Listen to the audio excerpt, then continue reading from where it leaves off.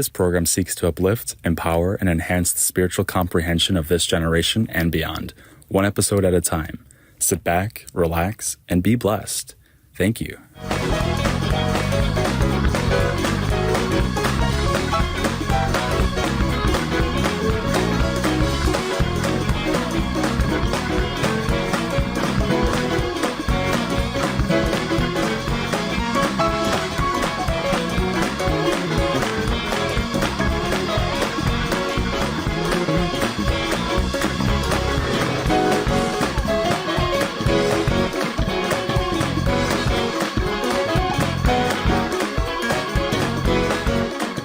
Welcome back to another episode of Q&A with Leaders of Today. I am your host, Diamond Thomas, and today we have a special guest. He is the pastor of Assembly of the Saints located here in Omaha, Nebraska.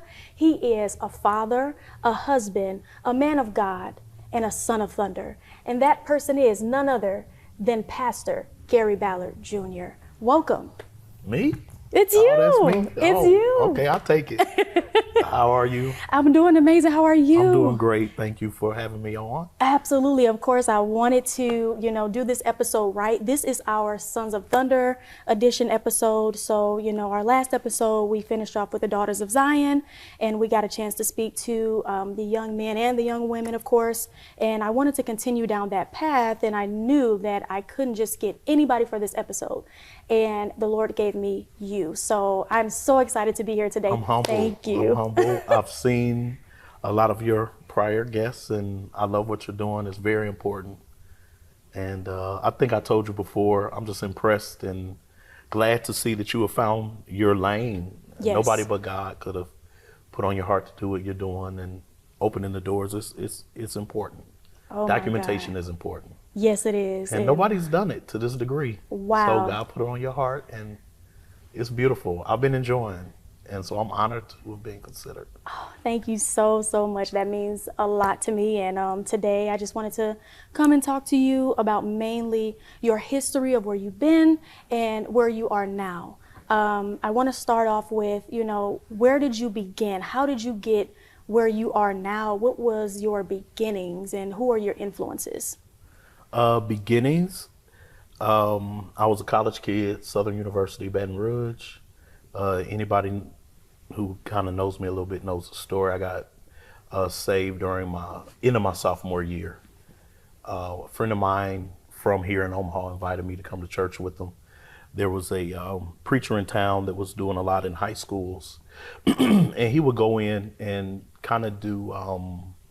It was interesting. They gave him time to speak to young people, call us all in like the theater for assemblies. And he would talk. It was basically, how would I call it? Almost like teen pregnancy intervention. I don't know if it was intended to do that. Yeah. But he was literally like breaking people up. Like coming in, just being, give you the reality. You're just kids. You're not going to be married. You're not going to see these people. He's not really your boyfriend. She doesn't really love you. Yeah. Keep your bodies. Don't be sexually active, all this stuff. And I remember the first time we went in assembly, this in high school. Wow. I was like, who is this man? What are we doing? Like, get out, let's go. What are we doing? What's this man talking about? I was like, yo. So he was known in the city for that. He would do like nighttime rides, him and some of the deacons, and they knew the gang members and would try to, get in between the violence, do mediation and those kind of things. Yeah. So I went away to college, and one of my friends from high school somehow started going to that man's church. And I didn't understand that at all. And so he was like, I want you to come with me one Sunday. You got to see this. And I'm like, the man from high school? No, I'm good on him. He sprinkles salt. Like, I'm not dealing with that man, Ended up, we made some kind of a deal, but I went one Sunday.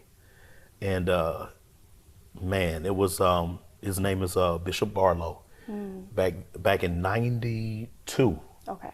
92, I'm one of the Freaknik generation. We would go to Freaknik from Louisiana to school. We drive up to Atlanta on Freakniks, and you're talking about Mardi Gras and New Orleans, and you talk about West Bank and the skating rinks, and like it was a whole nother world I was in.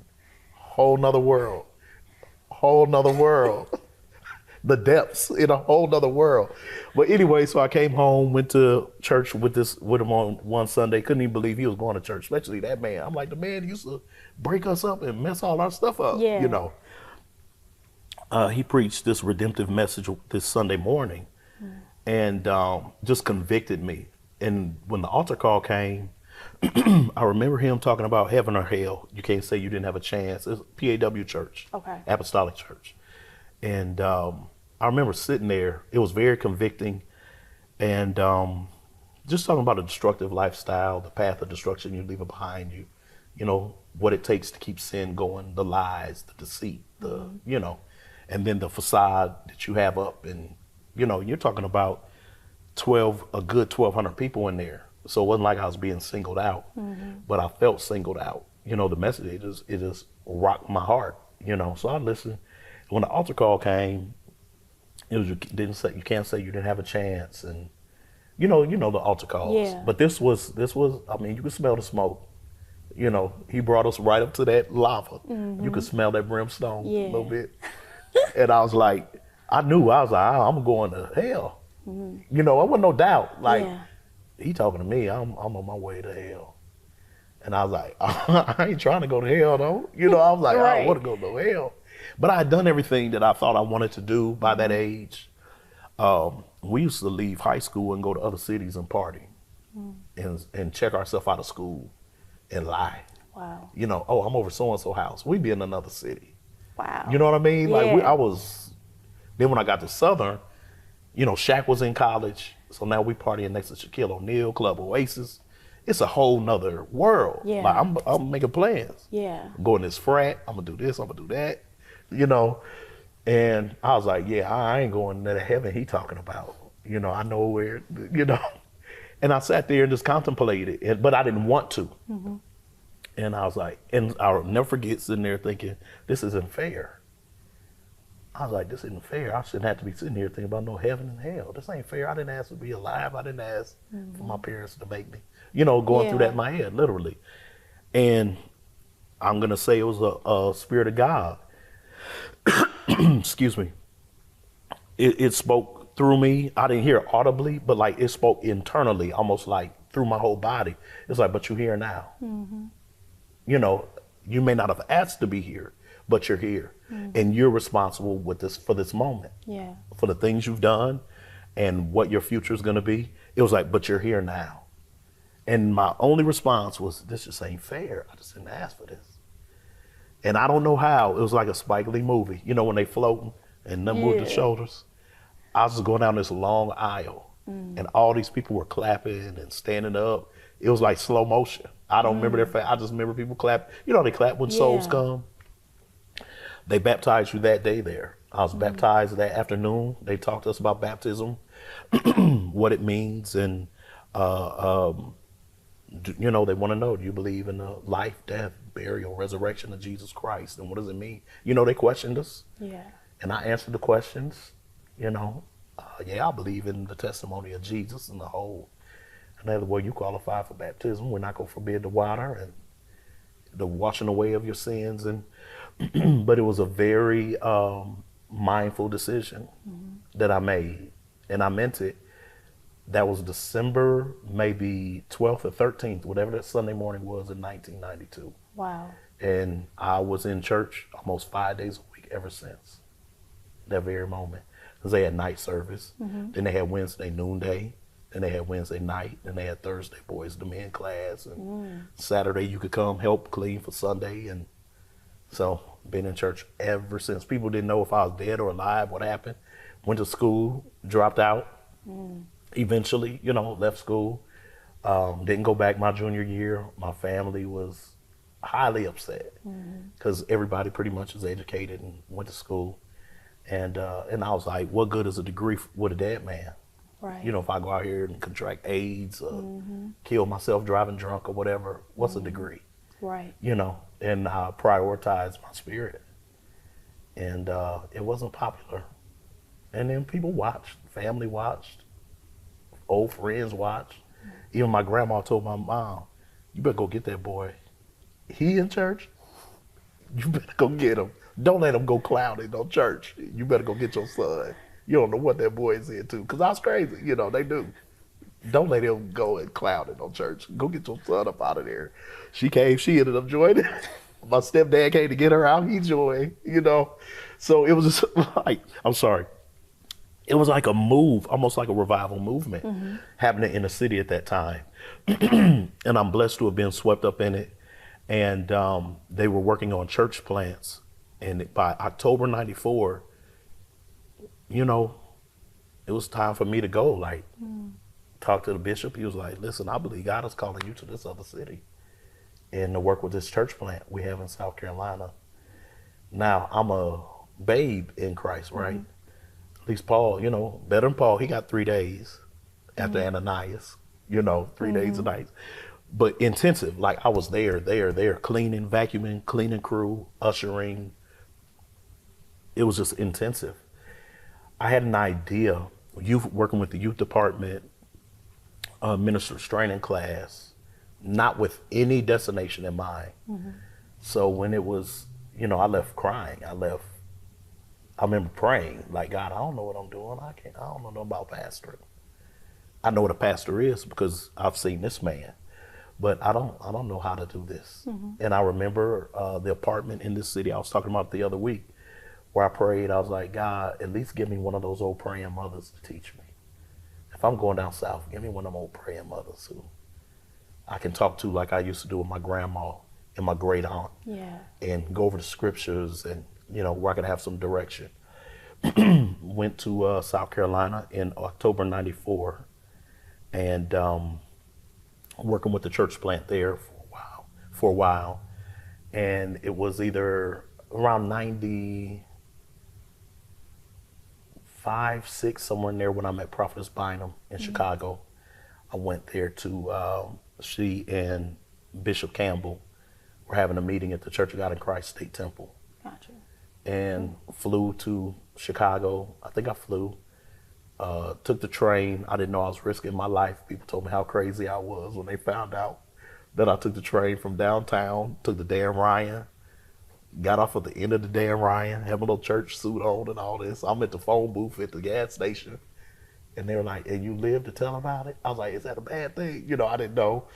Went to the service. It was amazing. Ended up meeting Bynum through some of her staff. Just kind of introduced us when I was calling, just getting information on how to get there, where it was, those kind of things.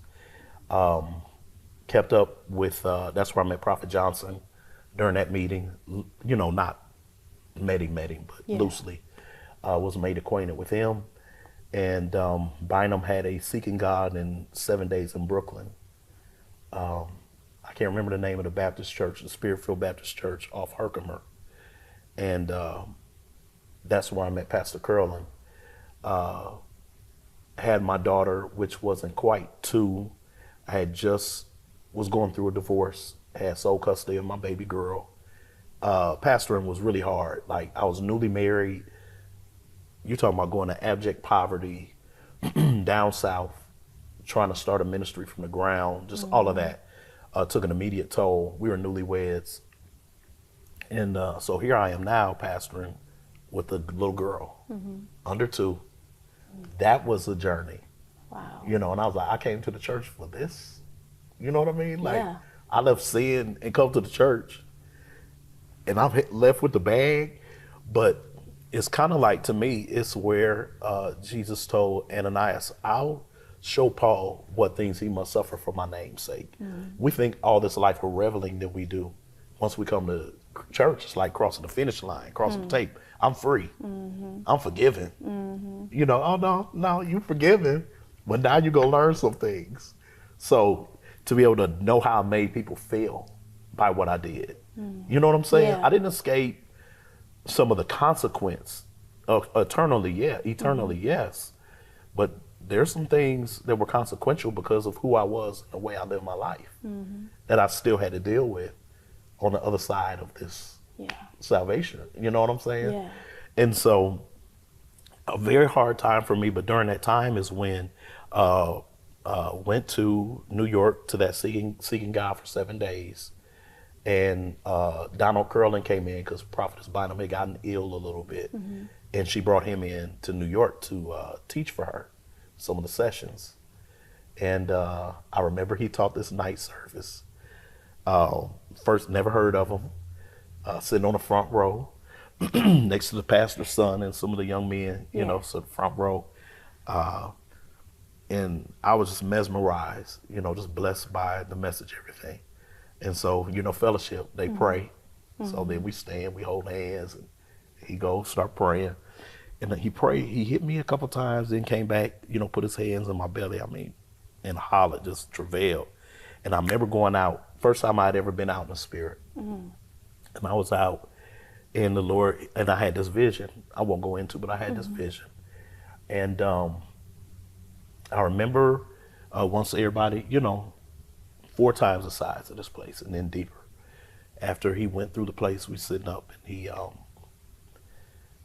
gets back in the pulpit. You know, they're taking an offering, singing, you know, closing out service. And I remember he walked kind of like how this is the sanctuary. I'm sitting in this side. There's a door over here. And he's going out the service. You know, we're done. Offering, we're going to close. And he gets to the door, and he turns around. He's like, come here. And so me, all these young men were all looking.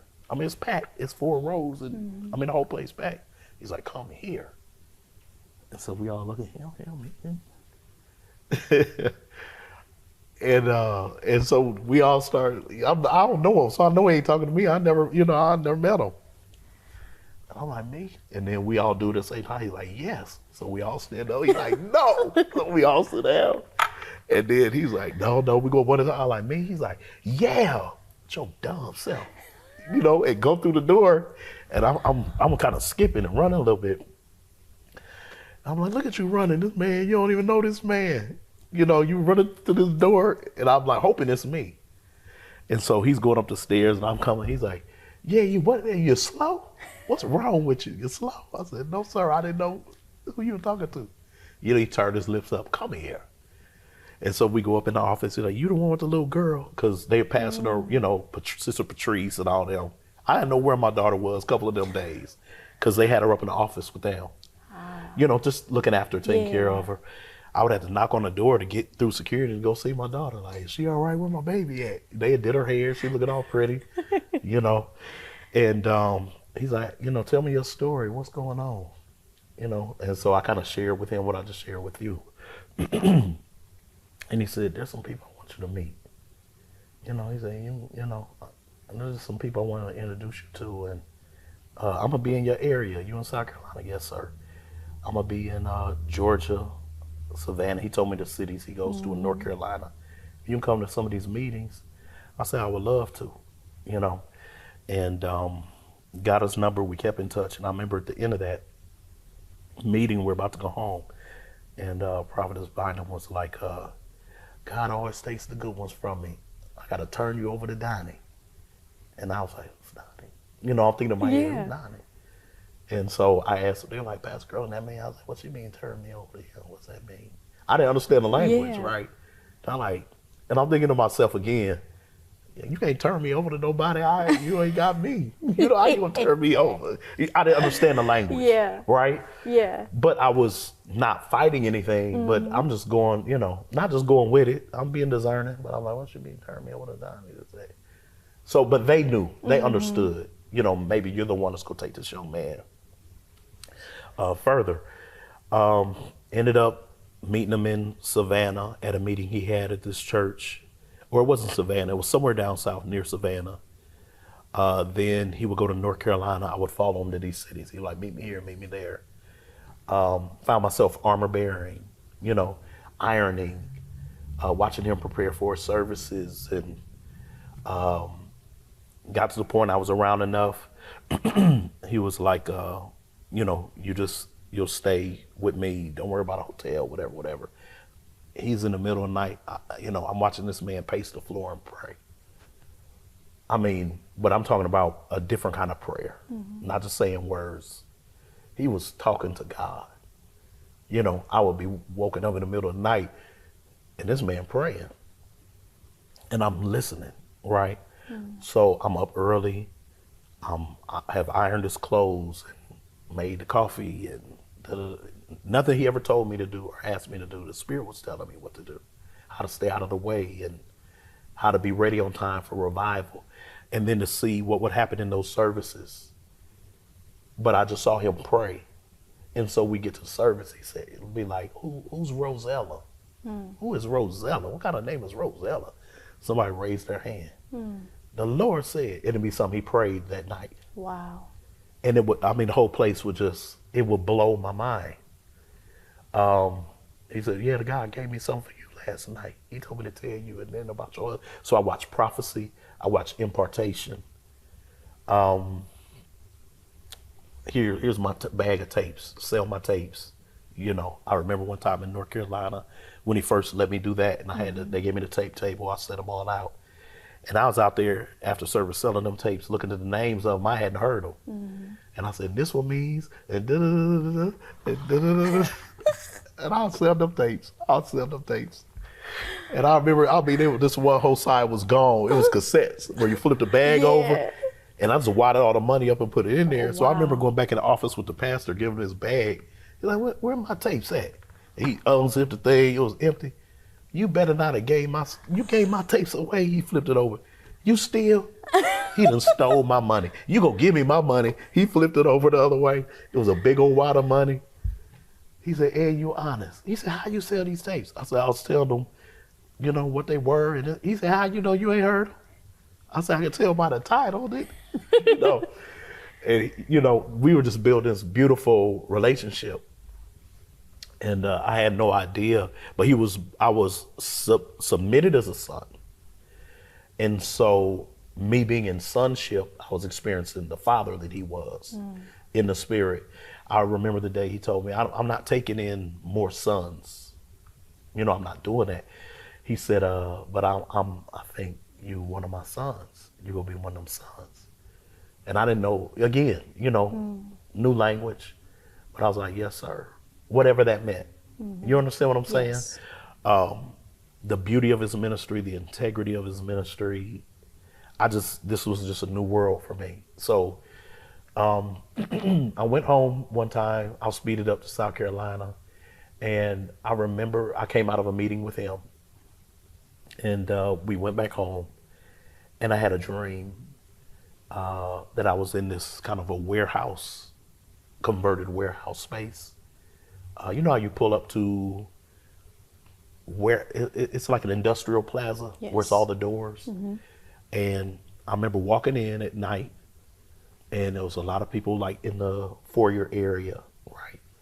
And there was a lady with a white hat, white dress, these round glasses. She was kind of short. Walked up to me, and in the dream, she took her hand. She's smiling, just smiling. Took her finger and took her two fingers, put it in my stomach, and she started coming up like this. And as she came up here, I started growling, or hear this growling, right, in the dream. And I'm thinking in the dream, I know that ain't me. I hear the growling. It just was like a TV unplugged, like it did like that in the dream. Wow. And then I'm looking at her.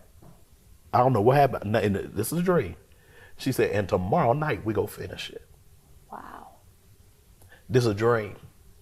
I called Pastor Curlin. I said, I had this dream about this lady, like I just told you. Yeah. I described it. He went to speaking in tongues and dropped the phone. And I could hear people in the background saying, Donnie, who is that? What's going on? What happened? Is anything all right? I get all this. Excuse me. It sounded almost like he was crying. He picked the phone up like he was short of breath. He was speaking in tongues. He said, I'm going to hand this phone to this lady. Tell her what you just told me. I said, yes, sir. I'm green. I tell her the dream. While I'm talking to her, my feet get real hot. She said, hello. I said, hello. She said, you had a dream? I said, yes, ma'am. She said, okay, tell me your dream. So I'm telling her the dream. My feet get burning hot. Telling her just what I just told you. Gets up to my knees, gets up to my waist, but it's a beam of heat. Not like taking over. Yeah. It's like heat is traveling in like this beam. now it's still my stomach, and I'm describing this dream. It goes to the top of, I'm talking about my head, like I feel like I have a fever. And it starts going back down. And I think to myself, I know this lady ain't scanning me through the phone. This lady didn't just scam me. You know, I'm starting to think, now I'm getting nervous. I feel like I done been scammed. You know how they want you? I said, this lady didn't scam me. And she said, okay, my name is Mother Stacks. And at this time, I don't know who she is. I said, my name is Mother Stacks. We're on our way to California. There's a lady, the lady you described, her name is Mother Boyd. She's been fasting and praying, putting up days for sons and daughters. And she's been praying specifically lately for sons. And I think you need to meet this woman. And I said, yes, ma'am. So she tells me when and where. Now I'm broke. I don't know how I travel the way I travel. I do. I won't get into it. But from falling asleep on the highways behind the wheel, and I've had my credit cards cut up, this old school, credit cards cut up at hotels because your card is, you ain't paid. Right. So they cut your cards. Yeah. But I ain't barely got no money, how I'm getting home, gas, all that. I been through all of that. Deep South, you know, Georgia, North Carolina, South Carolina, all through there.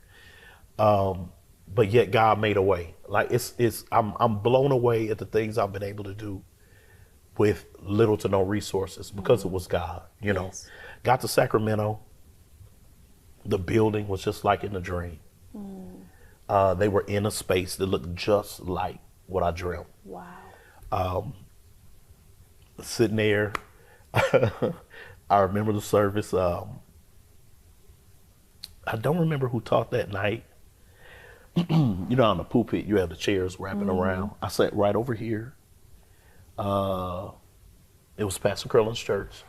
Now it's Tip Ministries, Pastor Bennett. Mother Boyd up here, Mother Stacks, Mother Dupree, they were up there, a couple more preachers. Small, you know, building, not the building they're in now.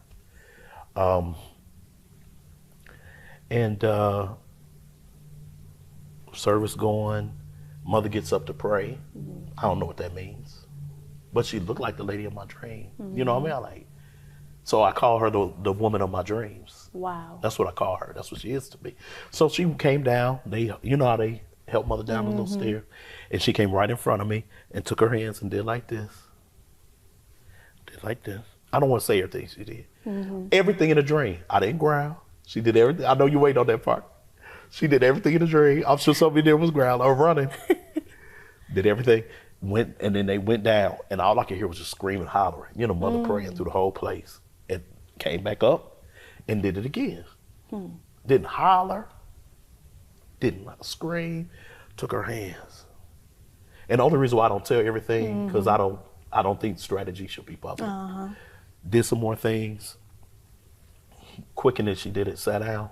Pastor Curlin got back up, took the mic, and it was offering time, this and that. And anyone knows him knew how evangelical he was. He had a song for any season, any setting, black, white, Hispanic, international. You could take him anywhere in the world.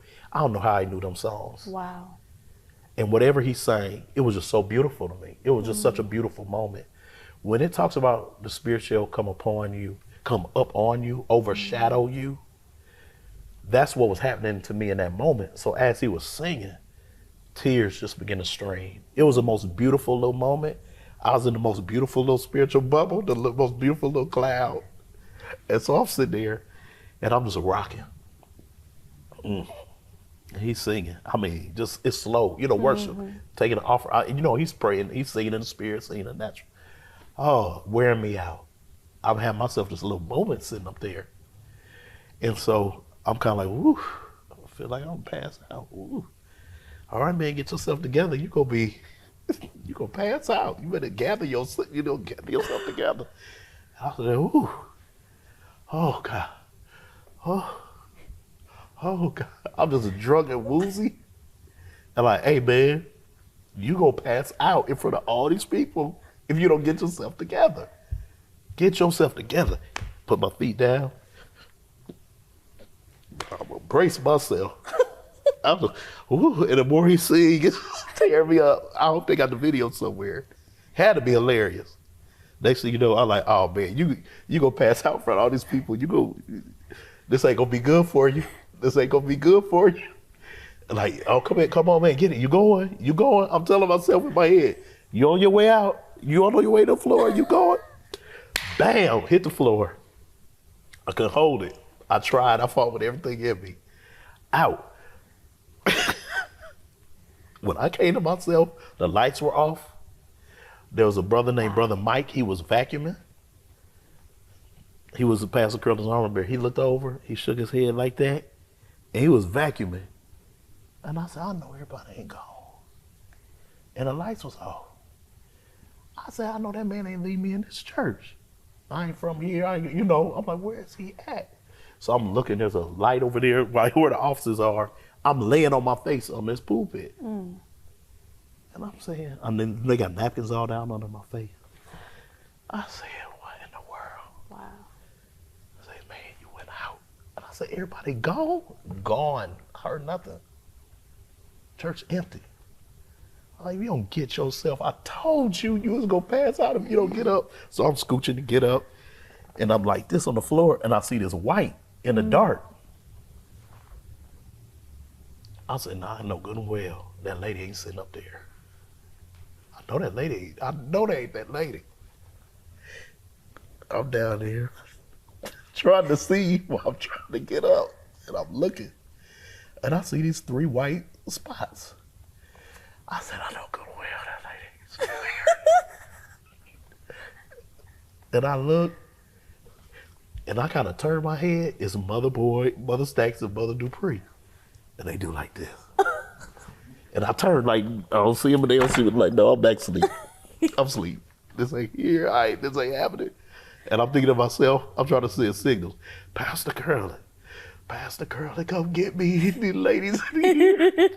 Where are you? Like, I'm by myself. They must have thought I was crazy. I laid there a while. I'm like, I ain't moving. I'm just laying there. Finally, I'm like, man, at least go to the chair. I don't know how I got up off that floor. They're behind me, and I'm in that chair like this.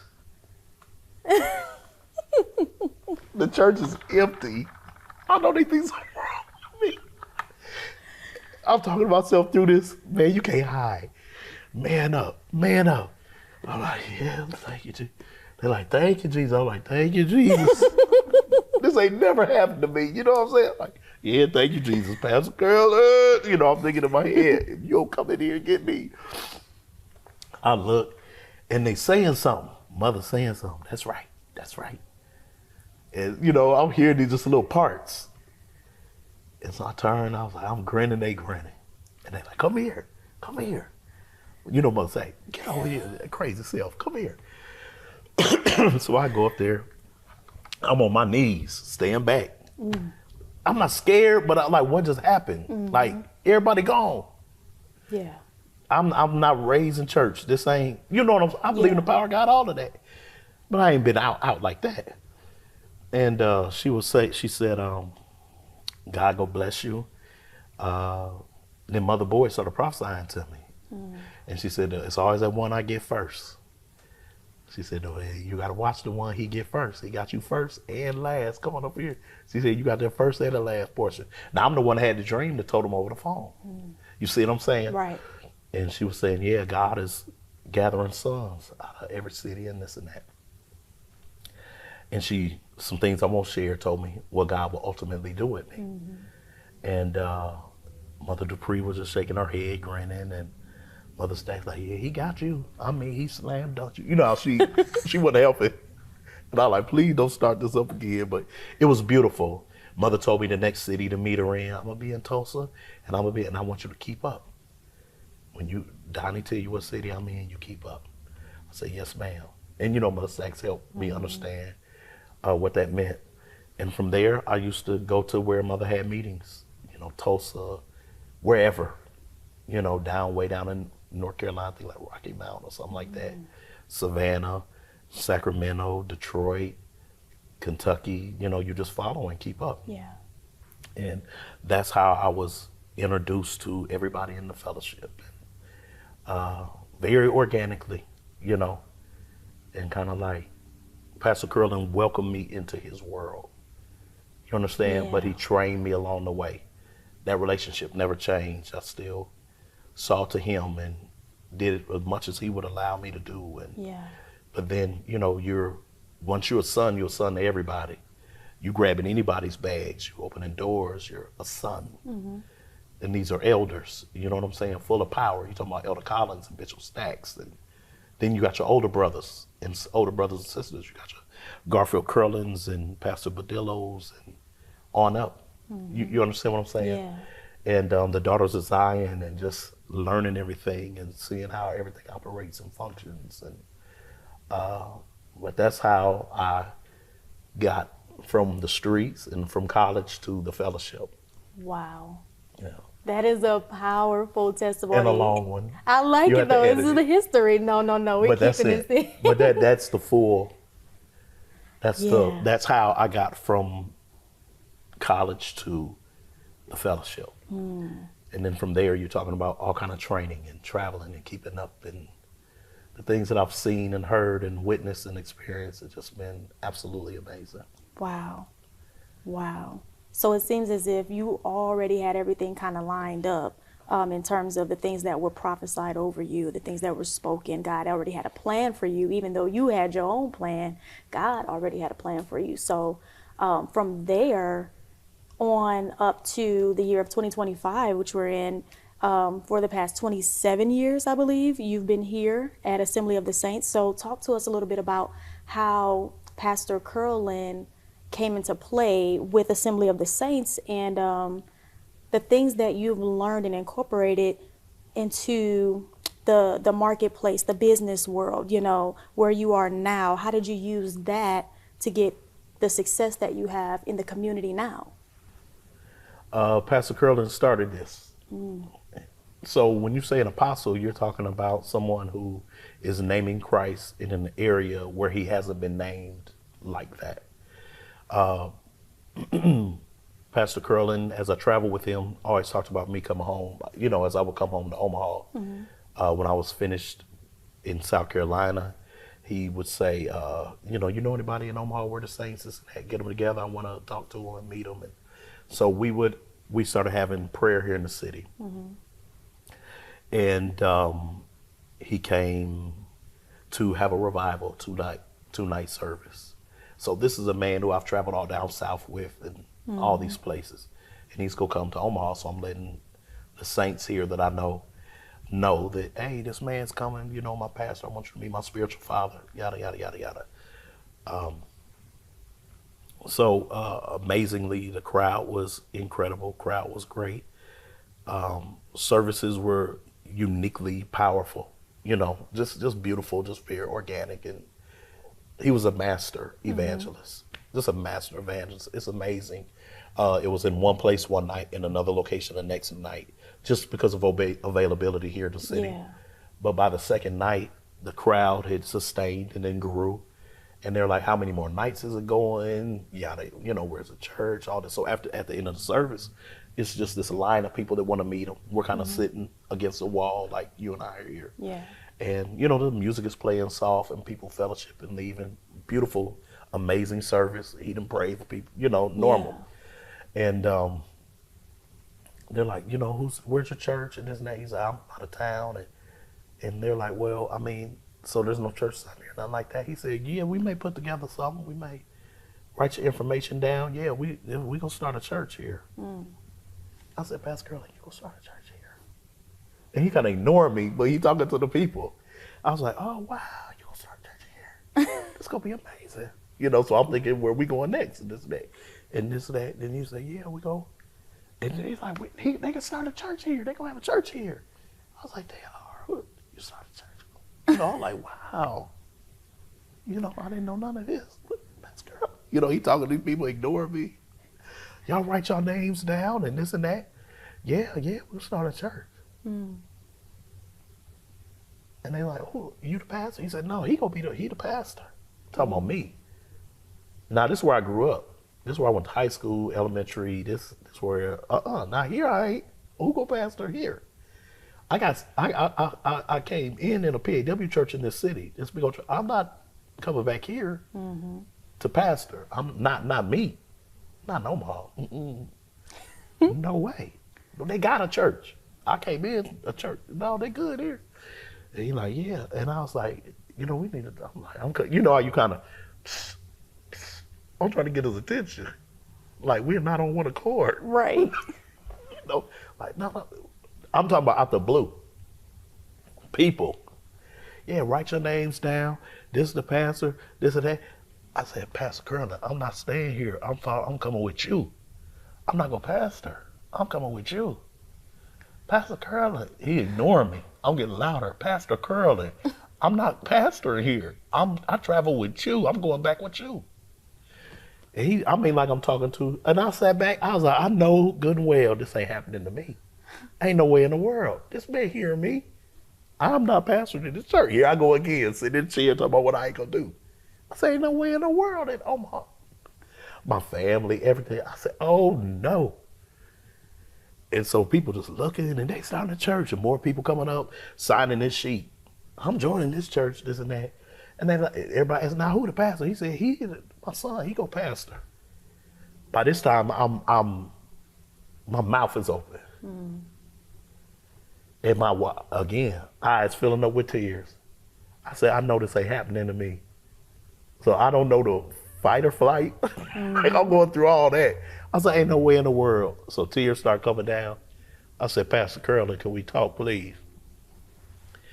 By this time, my shoulders are doing this. I'm just crying. And I'll never forget somebody said, who the pastor? He said, he is. She like, him? And I look up through the tears. She like, he the pastor. I'm crying. I'm just crying. She like, they crying being the pastor. That's how we got here. Wow. But in all fairness, Pastor Curlin was here at least once a month, usually more than that. And he helped build this church. Wow. He apostled this church. Wow. He said, I'll be back on such and such a date. We go get a building. I want to see your face again. He was remembering people, meeting their kids, all this. Pastor Curlin came in and out of this city for the rest of the time of his life and helped build this church. Wow. So he didn't just start it and leave me here. I watched him apostle this work. Right. Wow. That's how I got back home, because there's no way in the world I would have ever pastored in Omaha, Nebraska. That's some of the reason why I think it's been so hard for me to build and taking so long. You got to face your accusers. You got to outlive your reputation, the deeds you've done. Wow. That ain't easy. Where you ran the streets, now you the pastor. Come on. Come on.